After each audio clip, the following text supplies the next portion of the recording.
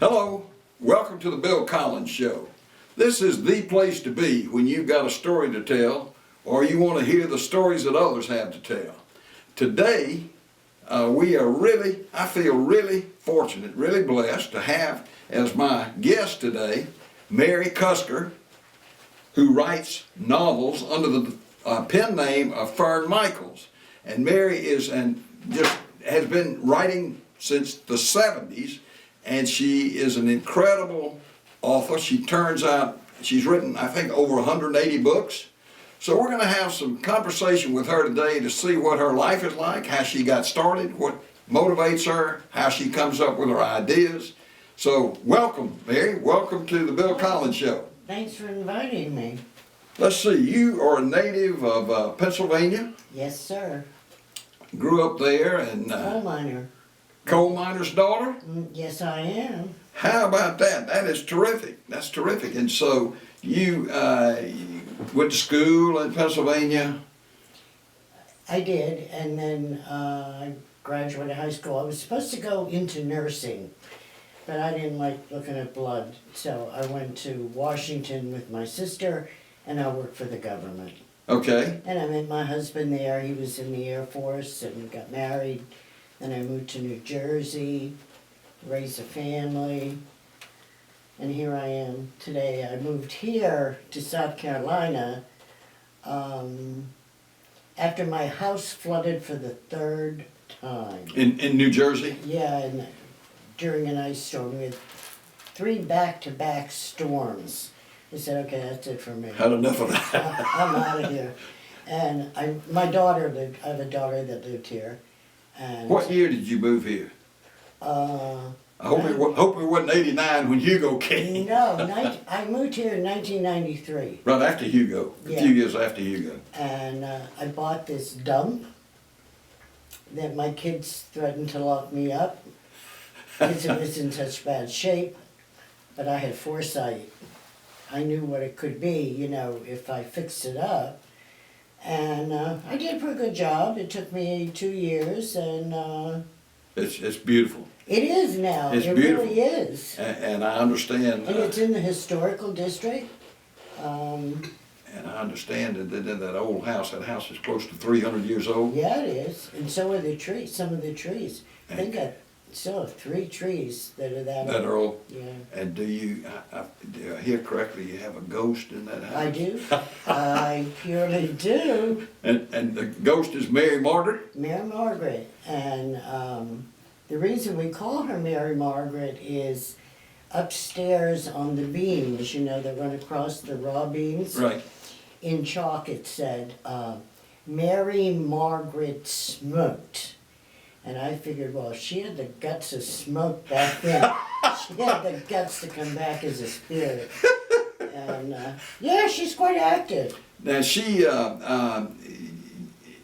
I don't know who you bought that house from. I know Dr. Lynch, who was president of the medical university, lived in that house when we came to Somerville in the early 70s. And other people, I think, had lived there. But had they seen the ghost as well that you were aware of? The lady that I bought the house from said she wrote a book. Now, I've never seen it. I tried to find it. I don't know. I bought the house at a foreclosure. She had already moved out. Okay. And there is a book out there. And it's about that ghost story? There's a paragraph in there. You don't know about Yeah. that thing. But there is, and I don't know who has it. But somebody did show it to me. Okay, okay.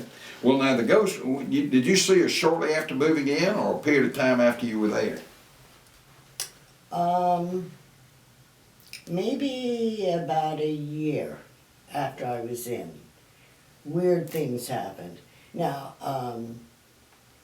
I had 4 cups, coffee cups, Yeah. that had bright red lightning bolts on them.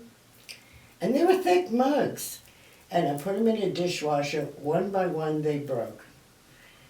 So I guess she didn't like them. And then you know, pillows that are like about like that, you know, Right. pillows you put on a sofa. Throw pillows or whatever. Yeah. Yeah. I would get up in the morning and they'd be all over the place. And This is like kind of like a Yeah. poltergeist, huh? Yeah, she's a friendly. She's not a bad one. And you know, I have dogs, and everybody would say, well, the dogs, they couldn't even get the corner. They were little dogs. They couldn't Yeah. even get the corner of, let alone, like they were here, they were there, they were everywhere.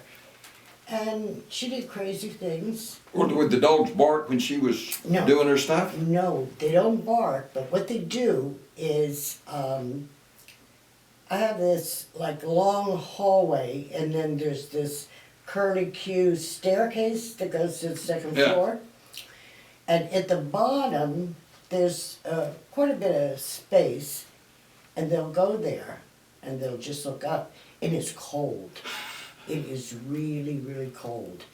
And then in the corner of my living room, I have those, you know, there's no like ceiling. Right. It's up there. And my daughter would put the baby on the floor on a blanket, and he would look up at that, and he would giggle and laugh, and the dogs would sit there and look. So, like I said, she was a She was friend. entertaining the grandchild. Yeah. Here's the best though, here's the best. I live alone with dogs. The azaleas were out, and there was no one in the house that day but me. And when I went to bed at night, there on the nightstand was an azalea. Now, my dogs don't pick flowers, okay? And I didn't pick any azaleas, but there it was. A flower on. And it was just as fresh as it could be. That is incredible. Yeah, I know. Well, when we first moved to town, the first house we bought in Somerville was 1883, and we had a ghost. It didn't appear to me, but it appeared to my wife Margaret, our daughter, and her mother, my mother-in-law, who lived with us for a while. And my son and I never saw it, so we kind of guffawed when they talk about seeing the ghost, but I know. it was true. And actually what happened in our situation is Nancy Roberts, who lived up in Charlotte at the time, writes books about ghost stories, came down, she called the paper that I had in Somerville at the time and asked if we knew of anybody with a ghost story to tell, because Somerville has several homes here that have ghosts in them, apparently. And so the lady told her that we did, and so I told her about it. So she came down and interviewed my wife and daughter about it. And what she determined ours was about, we lived in an old house on Main Street, and during the Civil War, before the house was built, there had been a battle there. And she felt like somebody had died, because what was appearing to my wife and daughter and mother-in-law was a man in a dark uniform who would come up to them with his hand outstretched like this. Like Margaret said, it looked like he was going for my throat, so she would scream and jump up and he would disappear.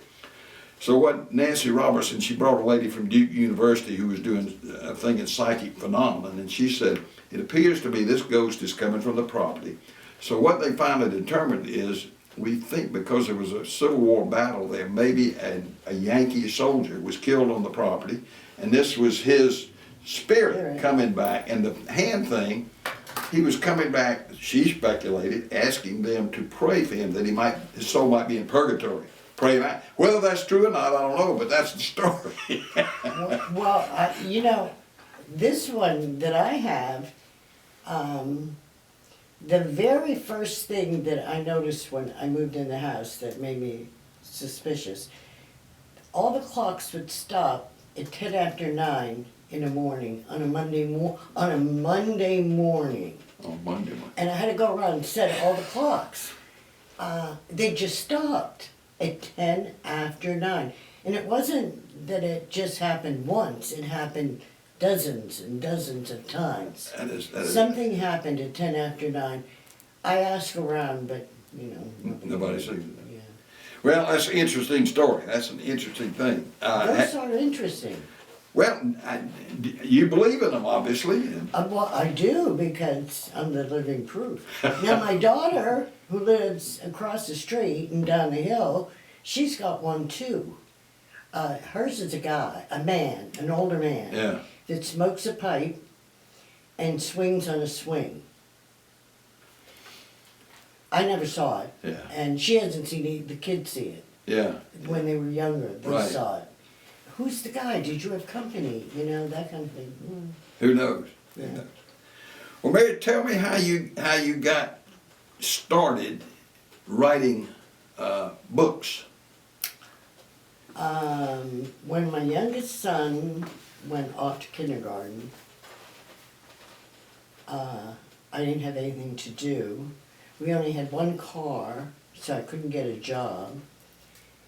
I was just, a housewife mother, but I read all the time. You were a vociferous reader, read a Oh, lot, yeah. vociferous, yeah, absolutely. And much to the detriment of my husband, who said I needed to be a better housekeeper. But, and I just said, I could do this. I could write one of these. And at that time, they were Gothic romances. The good guy gets a girl, excuse me, that kind of thing. And so we had a typewriter, and I took a shot at it. It was horrible. The most that could be said for it was it had a beginning, a middle, and an end. So I knew how to hook it together. I just didn't, have a good storyline. And then I got better. I kept at it, and I sent it off from the Yellow Pages had publishers. And the first one was Ace. I figured that sounded like a gambling outfit, so I didn't go with that. And then the next one underneath was Valentine, which was a division of Random House. Stupid me, I didn't know. And so I sent it off to them. And then I felt pretty good about that. So I started a new book. Well, by the time I finished the second one, the first one had come back saying, sorry. Rejection slip? Yeah, rejection slip. So I never would have had the guts to send the second one out had I got that before. But they bought the second one. How about that? And it's clear sailing after After that. I never had another one rejected for any reason whatever. That is incredible. And you have written quite a few. I think it's 184. When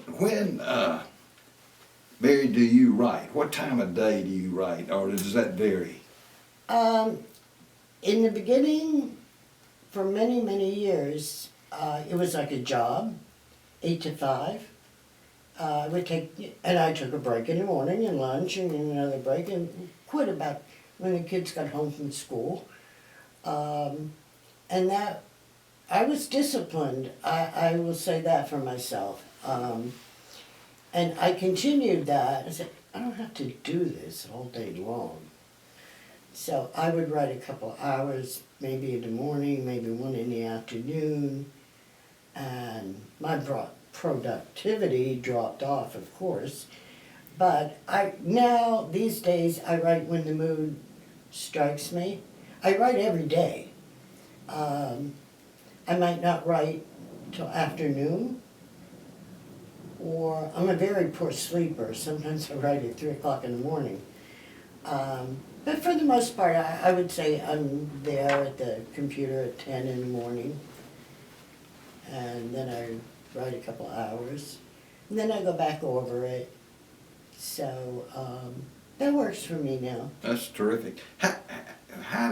Where do your story ideas come from? And I know you've written what I call some serials or series, like the Texas group, the Kentucky Yeah. group of books. Sagas. Trilogies. Just from everyday things. I get a lot of ideas from reading a newspaper, watching TV. Just being observant when I'm out. I eavesdrop on people. You never know what you're going to hear. And I have an edge because I wear hearing aids. And unfortunately, if you're in a crowded room, let's say, and I'm with you, and there's 27 people out there, I can hear exactly what they're saying, but I can't hear a word you're saying. So you'd be surprised at this stuff. What you pick up? Yeah, pick up, yeah. But, maybe it's just something somebody says and it'll trigger something and I'll make a note. I have voluminous folders of notes that just one little note will lead to a book. I can give you an example if you want one. Sure, sure. I was babysitting my grandson. And the TV was on, he was watching cartoons. And I was peeling potatoes. And I walked across the room and I heard, he was watching those squirrels, what are they called? I can't think of what they're named. And chipmunks. Chipmunks, okay, Alvin the Chipmunk. Yeah, that's it, Alvin the Chipmunk. And he's shouting, "Finders keepers, finders keepers." And my grandson was shouting right after that. I go, "Finders keepers, that's interesting." So I wrote that down. And I wrote a book, it was called Finders Keepers, and it went immediately on the bestseller list, and it did phenomenally well. It was a great book. How about that? Something you picked up off the... But that's how it happens. Sure. But then there are other times you can have a dry spell, and for love nor money, an idea Nothing. won't come. So I just sit and ponder. Ponder and wait for it. Well, listen, with what's going on around the country today, with all the headlines about sexual behavior in the Congress and the Hollywood and in the media and everything else, you probably got a lot of ideas for some future. Yes, do I ever. But you're not allowed to use the name, so I have to change the names to protect the innocent. You know how that goes. Okay, would you talk a little bit about do you have a favorite book that you've written? Is there one that you are particularly, is sort of your pride and joy? I do. Yes, I do. It was called For All Their Lives. It was a story about Vietnam. I mean, Vietnam was a backdrop. It was basically a relationship-driven novel. And I don't know why that was my favorite. Maybe because one reviewer said this was the best book they ever read and the best written book and the best book I had ever written. And I had written quite a few before that. And I think maybe that went to my head a little bit. And so the story is set during the time the Vietnam War was going on? Well, that was a traumatic time in this country, It was, for it certain. was. And I had gone to Washington, D.C., and I went to the Vietnam Memorial. It's the most moving monument I've ever seen in Washington. I tried to describe that in the book. I think I did, because I got a ton of email from it. And it was, excuse me, when they were, it wasn't finished. I mean, the wall was done, but it wasn't landscaped, and there was mud, Yeah. you know, and it was a mess. But it was the most awesome thing I think that I've ever seen in my life. We've been to see it a few times, and I have never been there that you haven't seen just scores of people weeping in front of that wall. It is a moving, I mean, it is a very moving memorial. And you see people with a piece of paper and they're Rubbing, yeah. tracing the name. It's very sad. It is, it is. Well, that was, And you know, when you look at it, you see all the names, but you see everything behind. It's like you see the world as you're looking at it. It's just awesome.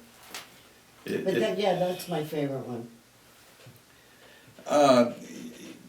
What about when you do the sagas, the Texas, the Kentucky, what prompts you to do something like that versus just a...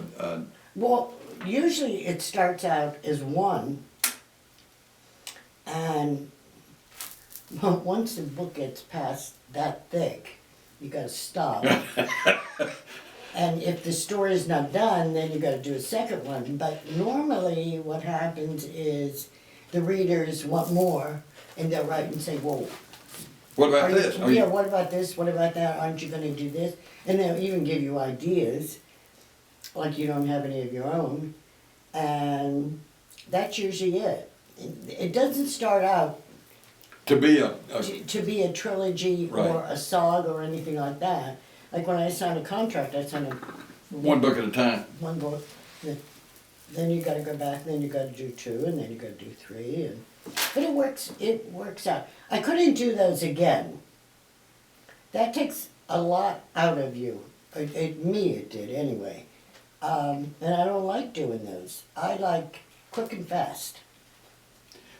From beginning, let's say from the time you sit down to first start writing a book, what's the timeline from then till actual delivery of the books? Is that a matter of months or weeks or? And it probably varies, but Well, yeah, it does vary, but in your contract, it tells you how much time you have. For me, at this point in time, 4 months from start to finish. Prior, 6 weeks. good night. So I would think a deadline of 6 weeks would really put the pressure on you on something like that. And did that, when you had a deadline like that, does that kind of put a damper on your? No, because I was so disciplined and I was working 8 hours a day. You're working, writing all day? So I could easily, in one day, write 7,000 words. So at the end of the first week, if I work every day, 8 hours, I've got 35,000 words. Yeah, And the contract, the novel only calls for 75. yeah. I could do it in 2 weeks. 2 weeks. And I did write one time in 10 days. Did you? Do you remember which one it was? Yes, I do. It was called Wild Honey. Wild Honey. And I haven't read that. What's that It about? was about Seminole Indians. Okay. Set in Florida or? Yes, Yeah. yes, it was. It was a good book. Well, you've also been very supportive with your success of others. I know you created a foundation. I did. And would you talk a little bit about that and kind of who you helped through your foundation? It started out as to give scholarships to kids that couldn't afford to go to college. And I did that for, a good number of years. They still write me every Christmas and send me a present. Thank you, and just, that's incredible. All of them. They're really sweet kids. And they all have good jobs now. And then I'm a big animal rights activist. I love animals. So I got involved with police canine dogs. Okay, And I bought a whole bunch of vests for police departments across the country. And here, I started out here in South Carolina. And then I did some, I do a lot of work for the police department. I'm partial to the police department. that's terrific. Well, I live here, so. because I happened to be mayor for a 4-year period, I'm aware of some of your gifts. I And know you were that. just such a phenomenal supporter of that, and it's deeply appreciated. My pleasure. What is Fern Michael's favorite food? Spaghetti. Spaghetti. Are you a good Italian cook? I am. Are you? I really am, and I say that with no false modesty. Yeah, I do. I make really good spaghetti. That's terrific. And what about your favorite music? What kind of music do you like? Oh, the golden oldies, Frank Sinatra, Tony Bennett. Tony Bennett, oh God, Tex Beneke, Perry Como. I mean, I don't even understand this Vaughn stuff they Monroe. play today. Well, let me tell you, I just was looking the other day, I have a thing in my house. I had done an interview with Margaret Whiting. Now, Margaret Whiting goes back to the 40s and the yes, 50s. yes, And she had come here to perform one New Year's Eve at the Woodlands Resort. And so I went out and did a story on her for my newspaper.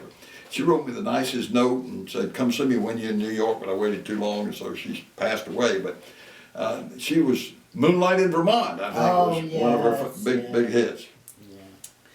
What about the state of the world's of the country's politics now? What do you? Now, I don't want to get you involved in that too much, but you've got to be, as an observer of mankind, you got to have some ideas about the mess we appear to be in.